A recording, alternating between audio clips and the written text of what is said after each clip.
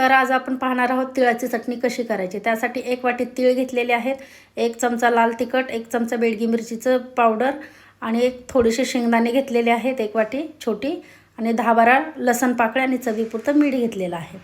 तर आता आपण हे तीळ कढईमध्ये घालून घेणार आहोत आणि त्याला मंद आचेवर एकदम असं खरपूस होईपर्यंत भाजायचे। खूपही भाजायचं नाही, कारण की खूप जर भाजलं तर तिळाची चव कडवट होते। त्यामुळे आपण मंद आचेवर पूर्ण तडतडेपर्यंत भाजायचे। तर एकदा तडतडून झाले की आपण असे एका प्लेटमध्ये काढून घ्यायचे थंड करण्यासाठी।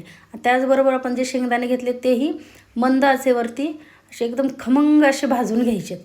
त्यात शेंगदाणे घेतल्यामुळे आपल्या तिळाच्या चटणीला अजून वेगळीच अशी एक चव येते आणि खूप छान असं लागते।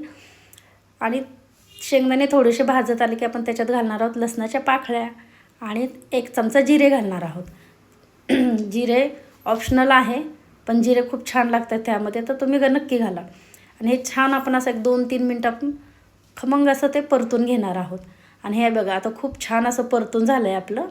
तर आता आपण याला एका ज्या प्लेटमध्ये तीळ काढले होते त्या प्लेटमध्ये आपण त्याला काढून घेणार आहोत। तर आता बघा, तुम्हाला मिक्सरला वाटायचं असेल तर तुम्ही मिक्सरलाही वाटू शकता, पण मला खलबत्त्यातली चटणी खूप आवडते त्यामुळे मी खलबत्त्यातच वाटते। तर आता आपण टाकणार आहोत लाल तिखट, लाल बेडगी मिरचीची पावडर, चवीपुरतं मीठ। आता हे सगळं एकत्र असं करून घ्यायचं आहे आणि आपल्याला ते वाटायला चालू करायचं आहे। तुम्ही मिक्सरलाही फिरवू शकता, पण मिक्सरला फिरवताना काय करा माहिती आहे का, मध्ये मध्ये मिक्सर आहे ना एक थोडा वेळ चालू केला बंद करा, 1-2 सेकंद लावला बंद करा।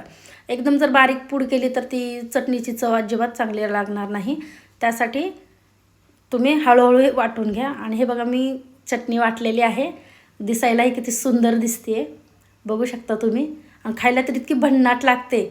एकदा तुम्ही नक्की ट्राय करून बघा। आणि माझ्या यूट्यूब चॅनलवरती नवीन असाल तर नक्की सबस्क्राईब करा, लाईक करा आणि आयकॉनचं बटन प्रेस करा, म्हणजे नवीन नवीन व्हिडिओ मी तुमच्यासाठी घेऊन येते ते तुम्हाला नोटिफिकेशन